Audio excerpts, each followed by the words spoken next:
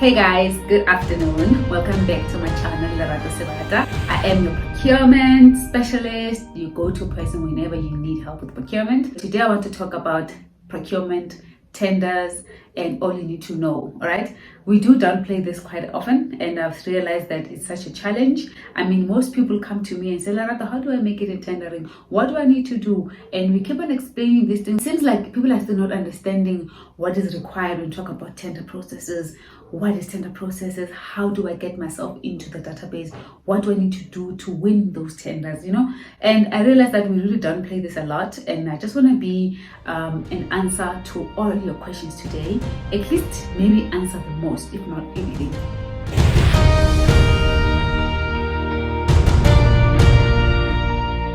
First things first, we've got public sector tenders, we've got private sector tenders. There's a difference. Public, it's open tender. Okay, you find this advertised on newspapers, radio, media platforms, and a lot. All right, in most cases. And then we have private sector procurement, where we do closed RFPs, where we call them requests for proposals. Closed RFPs are somewhat different from public RFPs in this case, or request for quotations. You know what I mean? Okay, I'm gonna play a lot with the terminologies, but bear with me, you'll get it right.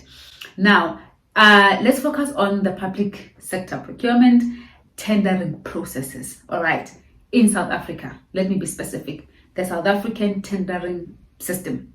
The first things first, as an entrepreneur, you must have your company registered. Okay, it's as basic as that. You must get your company registered with CIPC. You must get your profile right. You must write a business profile so that when you submit that to a procurement officer, you know what is it that you're offering. CIPC, guys, right? In companies of intellectual properties, so you need to get yourself registered with www.cipc.co.za. That's number one. Have a company name, register with the CIPC. There is a fee that you pay to secure the name, etc., but you'll be guided by the prompts online on how to do that process. Secondly, now you need to get yourself registered with Central Supplier Database. The government, the DTI, made it very simple, because remember, the core principles of all government tenders is to make sure the process was fair, was equitable, and very efficient. So Central Database, it's literally made to make life easy, or rather the intention is to make it easy, and everyone else registers on the same database, and all the government departments, the municipalities, when they need services or products and to advertise their tenders, they need to go into the database. So if your name and your company name is part of the database, you stand a chance to at least know which government department or municipality has advertised RFPs, and how then does it fit with my company profile or company services. And then you know what you need to do in terms of submitting your quotes. You have to get your company registered with the Central Supplier Database. After the registration process, which is also online, you will receive a MAA number. Yeah, there's a terminology that you use, but that's what it is. There's a number that says this is your company, and that very number is the one that is used by departments when they have to evaluate your companies to check your compliance status. Because when you register, your compliance documents are in place. Compliance, I mean your BEE certificate, your tax clearance, your VAT, if you are going to be a VAT paying supplier, right? So you have to get those compliance documents right, and this is where some of them get it wrong. If you are a small, medium enterprise company and you are turning over below 10 million, you are classified under the EME bracket, under the triple BEE principles, okay, guidelines. And now you need to have an affidavit. So when you have an affidavit, that means you go to police station. I know that you can get this there, or you can even download it under the DTI website. You then complete it, you get it assigned by the Commissioner of Oath, any Commissioner of Oath that's certified to rubber stamp, okay, and put that, say, we confirm that this supply is an EME, they're turning over less than 10 million. That you need it when you register on the CSD. Once your verification has been done and completed, then you get your MAA number, which any government department they issue a tender, or municipality, they will request for that number. When they punch in that number to check your compliance status, it will tell them you are compliant, your company is compliant, and they are willing to do business with you. That's the first things first. Even if you're going to do any kind of tendering process, those two things are very important. And then you get onto the nitty-gritties of what is this tender all about? What is this request for quotation all about? What does it need from me? Now, two things: functional requirements and there's pricing. And in the two things, each and every RFP that is sent out from the government departments, it's either a 90-10 evaluation system or 80-20 evaluation system. Now there's a difference. This is request for quote or tender. Okay, it also depends by the value of the project. If it's a 90-10, again, each and every government department, it's different in how they define their codes and their threshold of their request for quotations. And I think this is left to the discretion to agree and to decide with the board. All right. Now, when you are tendering, check first, is it an 80-20 or is it a 90-10? All right. Now, if a tender is advertised as an 80-20 preference point system, this means 80% counts for pricing and 20% counts for BE points. All right. So if your company is a level 1, someone is a level 2, someone is a level 3, you're all competing for the same, let's say 2 million rand project or RFP, and you all tender using the 80-20 system, whoever that has a higher BE will get the highest points. Okay. Whoever prices the lowest will get most points. Sibata points out that tenders and bidding is competitive and one should be careful of pricing themselves out of the market. Price is very important. If you are then going to supply us with a service or a product, you don't just price the top of your head. You must understand the cost drivers of that which you're providing and what are your margins. Some people lose it on the pricing because they don't provide the profit margin that are sufficient or that is really reasonable. Some people will put 30% markup to something that needed only 15% markup.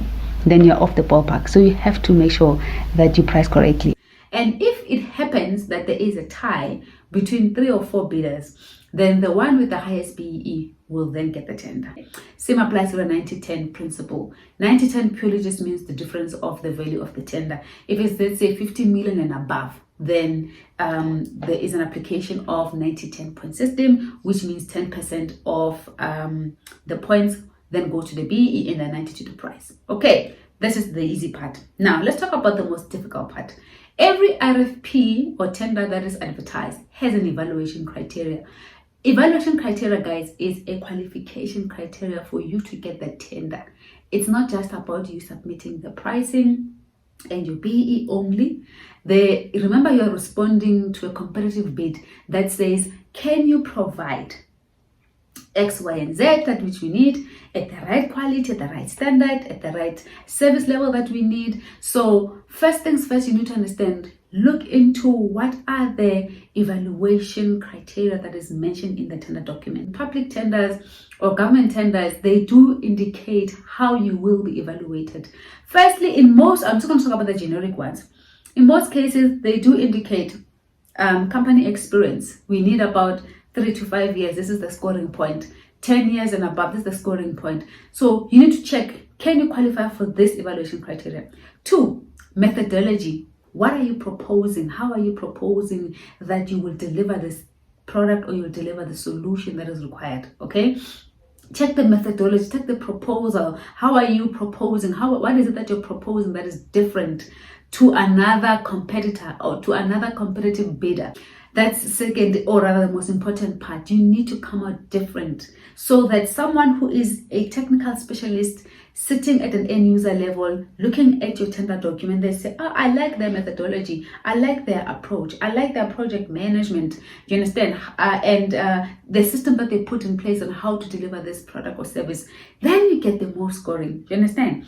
And then there's issues of maybe quality, right? And health and safety. All those things, they actually contribute to what making you a successful bidder. Look at what is the evaluation criteria. Already measure yourself. Does my company have 1, 2, 3, 4? And then can I respond to this? This is not like a fishing net. You just go and bet and you're hoping a miracle will happen. There is a process procurement follows, and I'm just laying it out to you guys so that you know what you need to do to win the tender. Okay. And what else you need to know is having a vendor number, guys, does not qualify you to award a tender. Having a vendor number simply means that you have been qualified to be on the database. Whether it's a company database or it's a CSD, there are pre-requirements that are needed to make sure that we can do business with you on basic terms or standard requirements that you have met. That's a pre-qualification criteria, and almost every organization uses that. Then you have a vendor number. Even when you have a vendor number, you still need to compete for tenders. It doesn't just give you an automatic award, unless, of course, you have a contract, you're providing a service or a product or a solution for 2 years, for 3 years. Once the commitment of that contract has ended, that's where it ends, right? Then you've come to the end of the road with that particular company. But you need to consistently look for opportunities to tender, to render services, to quote, and most importantly, read what is required, answer what is required in that evaluation system. And then another thing that I just need to mention is people just forget that when you are tendering, you need to also offer value-added services, even if it's not required. But the minute you provide value-added services, what are you offering over and above what is required? You stand yourself a chance to even win that RFP. The other important aspect is your financial standing. If you were successful in maybe 2-3 tenders that you got yourself into, and you use that very same money that you were paid to render a service, you use it for personal use, to pay rent, to pay electricity, loosely, without understanding how to manage your books, that does affect your portfolio, because as procurement, we look into your financial statements. So if your financial statements are not in order, obviously you're not going to be one of the preferred suppliers. So you must manage your funds correctly so that you are also running a sustainable business. Your financial statements, are they audited annually? Who looks out for the bookkeeping?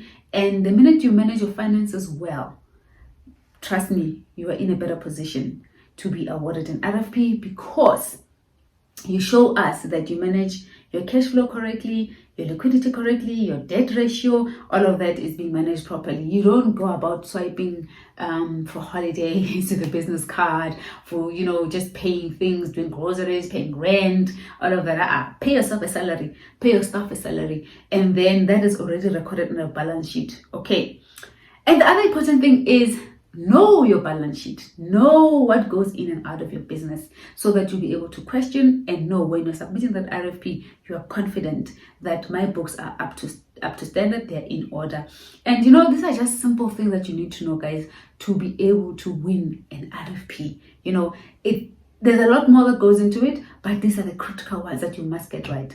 The other important thing is, when you receive the tender document, you must read it. Entrepreneurs don't read tender documents. They just go right into what must I supply, and they forget about a lot of things that's required. And when you read the tender document, you understand the requirements. That helps you also understand what is this evaluation criteria that's needed for you to qualify. Make sure you follow the instructions. In the tender document, they do write, this is how you must respond. This is how your tender document must be structured. Annexure A must be this, or Section B must be like this. Section C, if it's just distorted, everything's everywhere, there are no labels, you don't follow the chronological order of request, you know what? Some people are just not patient. They just put it in the document on the side and they forget about you. And the other thing is, do not be late when you're submitting tenders. There is a reason why. There's a time, there's a closing date, there's a closing time. If it's a minute late, 5 minutes late, put it on the side and you forget about your company. So you need to respect every rule that is put out there from the tender documents requirements. And that's just what I can say for today, guys, to help those who are really struggling in tendering, who want to get their foot into that big corporate companies and or even government, and they don't know what they're doing wrong. And these are the things that you must just, these finer details that you must just look out for and make sure that you do well in them. Thanks, guys, for today. It was such a quick guide and tips so that you know how to win that RFP process. Cheers.